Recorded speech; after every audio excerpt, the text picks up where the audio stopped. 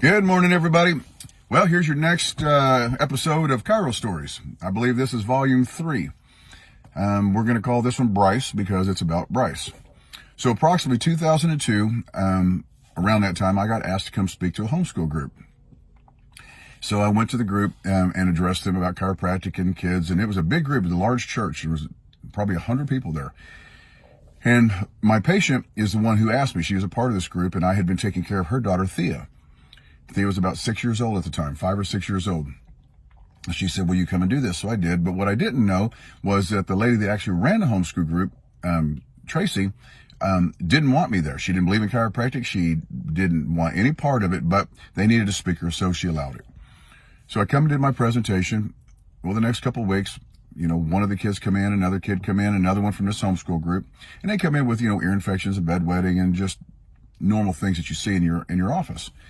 Well, then finally, Tracy comes in, the one that didn't want me there. And she brings Bryce. And she said, I have nothing to lose. My son is so sick. And he was. I've never seen a 4-year-old this sick.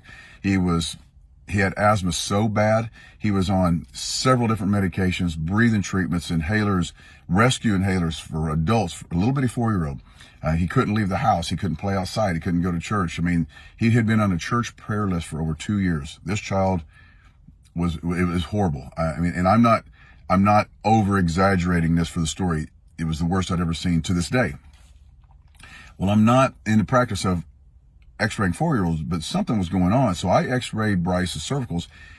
His atlas was on the lateral cervical, was literally sitting almost up and down. You could see completely through the IVF. I'd never seen an atlas this twisted. To this day, I've never seen it. So, what do? We're chiropractors. Lay Bryce on his back, and I moved that atlas with everything I had, and it was a tiny explosion, and his little eyes got so big. As God is my witness, and I've told the story many times, but I can't articulate how powerful this moment was. His gray, chalky little face turned pink. It literally looked like someone poured pink paint right on him. And it just came back. And I set him up and I told Tracy, I said, okay, I want him back tomorrow. And then we're going to see him the next day. Let's see what we can do. And she didn't know what to think. I mean, she just saw me, adjust her little boy's neck. They leave. I get a phone call, and I never take phone calls during patient hours, but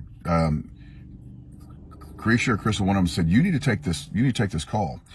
So I shut the door and I picked it up. It was Tracy. She said, okay, we have a problem. She said, Bryce started violently throwing up in the floorboard all the way home. What's going on? And, of course, this was 2002. I hadn't been in practice very long. And I'm thinking, most of you would feel the same way. Oh my goodness, I broke the baby. And I was just calm. I said, that's fine. His body is just getting rid of all the poisons, which I was hoping and praying. So she said, okay. So they came back the next day and she said, I need to tell you something. After he threw up all the way home, he filled the floorboard. His body just kept throwing up. He came home, he took a nap, and he woke up and he went outside and played in the backyard for the first time.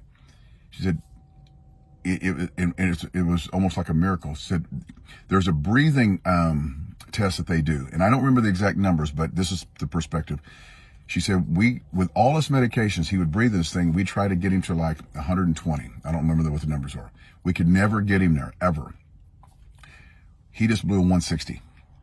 His oxygen is back. So I'm going to make a very long story a lot shorter, and for the sake of this video, that was in 2002. Bryce today is a young man. He's going to college. He's doing great. He has 2 brothers and a sister. He's got 3 or 4 brothers and sisters. Out of his whole family, he has yet to be sick a day in his life since that adjustment. He is the healthiest one of his entire family. He actually stood on the focus stage and told the story with his sister. And his sister stood next to him. Ashley, she was here yesterday. And she said, and she stood next, this was several years ago, said, if it hadn't been for chiropractic, my brother wouldn't be here today.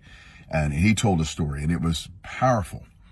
To this day, that young man is one of the healthiest young men you'll ever see. But wait, there's more to the story. So a year later, after I adjust Bryce, they asked me to come back and do another talk to this homeschool group. And so as I was standing on stage getting ready to do my presentation at the same church, many more people, I could hear all the kids, and at the church, there was the cafeterias over here, and I could see them over there. They were making a bunch of noise. And then finally, one of the moms said, "We're sorry, Dr. Young, the kids want to give you something." Now, when I adjust little ones, and I still do this to this day, most of them don't know what marbles are, but when I get ready to adjust their neck, I always kind of rattle their head a little bit, and I said, "Do you have marbles in your head?" And they look at you kind of funny, like, "What?" I said, "I think you got marbles." And so then I adjust them, and said, "Your head was full of marbles, we got them." And it's just something funny that I do with my kids, and it kind of relaxes them and puts, keeps them from being so anxious. Well, all the kids came up to me, and there's a whole big group of them, and they said, "Dr. Young, we want to give you something." And they hand this to me, and I still have it. "We want to thank you for getting rid of all of our marbles." Oh my gosh. I stood there and cried like a little girl. It was one of the most powerful moments. And this is 2003, and I still have this jar of marbles. But wait, there's more. Within the last couple months, Thea, the very first one, has brought her baby in. Joanne has brought her baby in. Ashley has brought her baby in. So many of those kids that were in that homeschool group are now married, and they're all bringing their babies to see me. What an honor it is to be a chiropractor. What an honor it is to be able to take your hands and do something so important. You never know how far outreaching something you think, say, or do, move an atlas today, that will affect the lives of millions tomorrow. Never forget it. Never forget the power of chiropractic. Understand the principles. Go save lives. I love you all, and I hope you enjoyed this story, and I'll talk to you soon. Bye.